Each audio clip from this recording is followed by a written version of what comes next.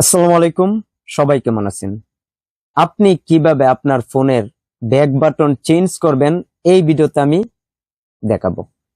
আমরা এমন অনেকে আছি যারা এখনো জানি না কিভাবে ফোনে ব্যাক বাটন পরিবর্তন করতে হয়। তাই আপনি যদি সঠিক নিয়মে আপনার ফোনের ব্যাক বাটন চেঞ্জ করতে চান তাহলে প্রথমে আপনি সেটিংস অ্যাপে ক্লিক করবেন। তারপর দেখুন এখানে ডিসপ্লে দেওয়া আছে, এখানে আপনি ক্লিক করবেন। করার পরে একটু নিচে যাবেন, দেখুন এখানে নেভিগেশন বার দেওয়া আছে, এখানে আপনি ক্লিক করবেন। তারপর আপনাকে এখানে নিয়ে আসবে।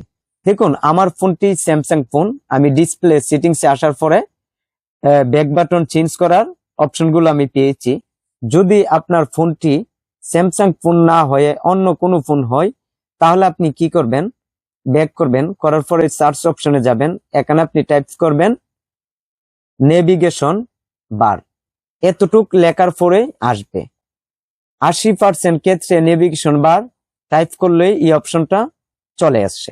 আর যদি না আসে তাহলে আপনি ব্যাক বাটন টাইপ করলেও আসতে পারে, বা 3 বাটন টাইপ করে নেবেন, দেখবেন এই অপশনগুলো এসে পড়বে।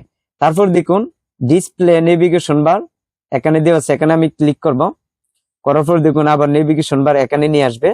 তারপর দেখুন এখানে আপনাকে 3টা অপশন দেখাবে, বাটনস, সোয়াইপ জেস্টার, তারপরে বাটন অর্ডার এখানে দেখাবে। দেখুন নিচে আসার পরে দেখুন উপরেরটা কিন্তু ডান দিকটা ব্যাক অপশন রয়েছে, আর নিচে কিন্তু এইটা রয়েছে বাম দিক দিয়ে।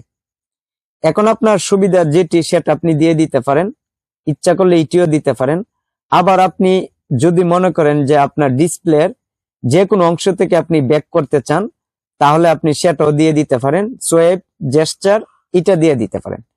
আর এটার কাজ কি, আপনার ডিসপ্লের যে কোনো অংশ থেকে আপনি ব্যাক করতে পারবেন, বা রিসেন্ট থাকলে এইভাবে আপনি এভাবে ধাক্কা দিয়ে সেটা আপনি এইভাবে সরাতে পারবেন। তাই আমি যেভাবে দেখিয়েছি আপনি আপনার ফোনের ব্যাক বাটন চেঞ্জ করতে পারবেন এইভাবে। তাই এই ভিডিওটি কেমন লেগেছে কমেন্ট করে জানাবেন, আর এই চ্যানেলের নতুন দর্শক থাকলে চ্যানেলটি সাবস্ক্রাইব করবেন, ভিডিওতে একটি লাইক দিবেন। তাই সবাই ভালো থাকবেন, খুদা হাফেজ।